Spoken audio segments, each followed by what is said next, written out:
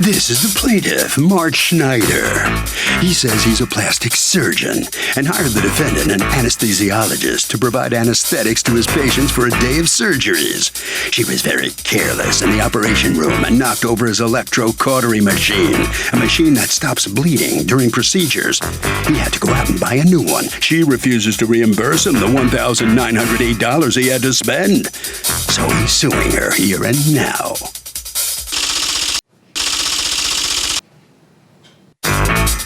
This is the defendant, Kimberly Nottingham. She says the plaintiff is not the nicest man in the world to work for, and his operating room was in disarray and had cords all over the floor. Yes, his machine got knocked over because of the mess on the floor, and she doesn't think she should be responsible for replacing it because she's just a subcontractor and the machine tipping over wasn't her fault. She's accused of being clumsy. All parties, please raise your right hand. Be seated. Come to order, please. Litigants have been sworn, Your Honor. Thank you, Douglas. You're welcome. Mark Schneider in the Schneider Center for Plastic Surgery. You are suing Kimberly Nottingham and KSN Anesthesia Services for $1,908. The cost of a machine that she broke when you hired her, I guess, for the day to cover for someone? Correct. So she comes to your office, and what happens? She was preparing for the day in the operating room, knocked over a piece of equipment. Our nurse who was there identified that it was knocked over. They both righted the machine, tested the machine. But did you hear it being knocked over? I was not there at the time. Okay. But the nurse was, and she has a statement that says that this occurred. Okay. Kim readily admitted that she knocked over the machine to me. Did she say how it happened? She didn't say how it happened, no. Okay. The machine did not function. We need it for surgery. We spent about 2 hours trying to find a replacement machine, which we did. What time was your first surgery going to be? 8 o'clock. In the morning? Correct. So what time did this happen? This happened prior to that, probably around, I received notification about this around 7:30 in the morning, prior to my getting to the office. So all of the surgeries got delayed by whatever number of hours it took to get a replacement machine loaned, or what? Correct. And she did bill us for those hours waiting, but I'm not seeking retribution for that. Okay. So the machine gets there, we do the surgeries, we're done, but now that machine doesn't work. What happened? How did it tip over? I've been in anesthesia 28 years. Every morning I do the same routine. I check my anesthesia machine. It's a safety check. I move the machine. I check tanks that are in the back, the amount of oxygen and nitrogen, and nitrous oxide that are in them. The machine that's there, is that a machine you brought? No, ma'am. They're ones that are supplied in every Right. facility. Right. You do have to move the machine a couple inches to see behind, open the O2 tank, etc.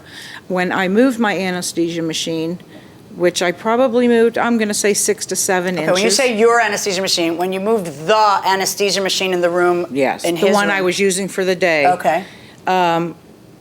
The cords for this electrocautery machine were caught around it, and when I moved this machine, the other machine, which was about 4 to 5 feet away from me, tipped over onto the floor. Okay, now I have a question. How does the bottom of the anesthesia machine look like? Is it, what is it, do you have a picture of it? Do you have a picture of it? All of them look the is that a same. picture I can of it? bring Look you at a that. picture.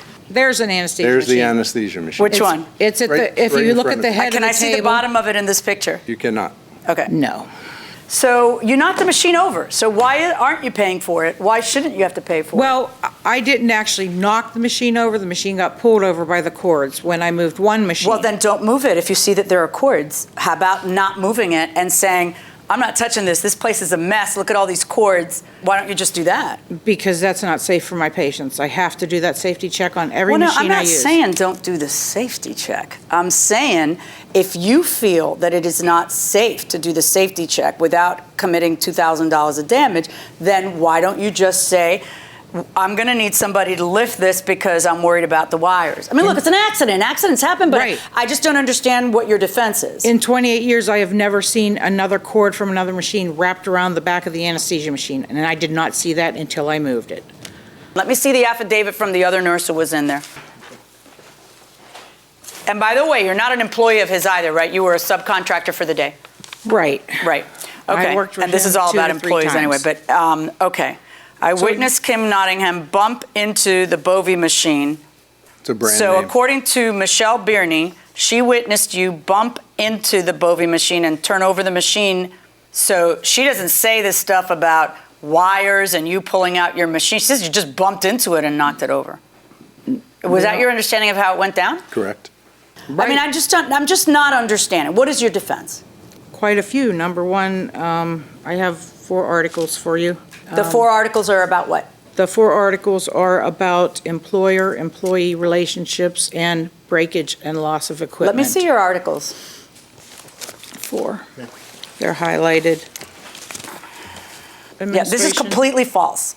and one of them is the Florida I mean, I bylaws cannot for tell you how employers. legally false that is. If someone breaks your item, if you can prove negligence, then you can get them to pay for it. I don't know where. If you can prove negligence, Well, right, the negligence is that you pulled it without saying that the courts. but I have were good. an email from Dr. Snyder stating he understands it was an accident. Right, that's what negligence is, and it is an accident. Negligence means that you weren't careful, that's all. Because then- Negligence or malintent means I Okay, I sweetheart, had that please in don't mind tell me ahead of what- time. I'm not going to tell you how to give anesthesia. Don't tell me what the law is.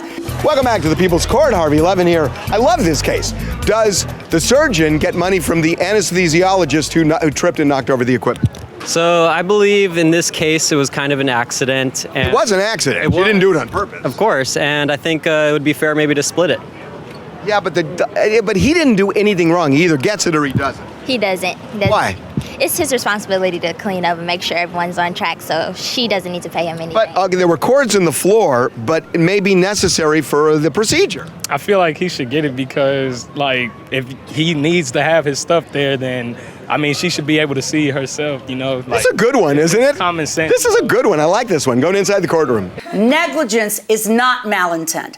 Negligence is an accident that is not foisted upon you, but of your own actions. When you pull something, you knocked over another machine. Tell me how that would not be your fault. In the 28 years I've been practicing anesthesia, there has been a lot of equipment at facilities that has been broken, either by employees, maintenance, et cetera, and according to the Florida laws, it is written off as a business expense. You haven't shown me a Florida law that said that. It is an email number. Okay. Owner must bear such costs, losses Are you of an costs employee doing of his? business. Yes. No. You're not. Everything you're handing me talks about employees. Well, how much did you pay her for her services that day? About $2,400. Let me pull And that up. he had wanted to deduct the cost from that money. He and did then you initially. insisted, bill me separately for the machine, which implies that you're paying for it and that you just want to get paid by him. So he pays you entirely for your wages, and which he's supposed to. And then that's it. And I offered to pay the deductible on his insurance. But he doesn't want to claim it on his insurance. That makes his rates go up. Why would he want to do that? You wouldn't want to do that. So I offered And to then- work it off And or he make says installment payments. no. Right. Which And maybe I been would have done let you months do ago. that. You know, And he said no. Right. And then you say, I don't understand. He has a good business. I'm a single mother. But now the case is in front of me. And I have to decide, did this subcontractor break his equipment or did this subcontractor not break his equipment? All right. Do you have a receipt for what you paid for the new one? I do. May I see it? For the new used one. The new used one. Right. The new one cost $20,000. Okay. I find in favor of the plaintiff in the amount of the $1,908, and I'm entering a judgment against you for that amount. I'm sorry. It may be an accident, but this is how it goes. Good luck, folks. Thank you. Thank you. So the plaintiff is awarded a judgment for the full amount. Ms. Nottingham, I'm sorry, but the judge says you got to pay. What do you think?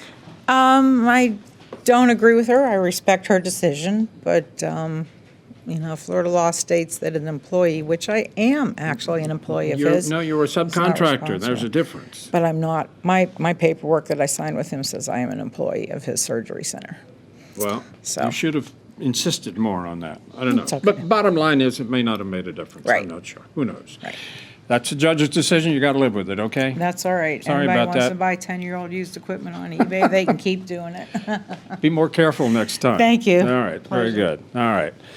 Dr. Snyder, you feel better now? I do. You think that she had any point there that she wasn't responsible? She's an employee? How do you answer that? Was she an employee? She's an independent contractor. The Right. laws in Florida are pretty clear about what defines that. Okay. She was careless. We both admitted that it was an accident on her part, and sometimes people have to take responsibility. Okay, very good. Congratulations. Thank you. Thank you very much, sir. Okay. Harvey? Okay, I mean, look, Doug, the plaintiff got $2,000 here, and the equipment's probably worth $20,000. But you have to look at it at the value at the time of the loss. It doesn't seem fair, and in many ways it isn't. That's the law.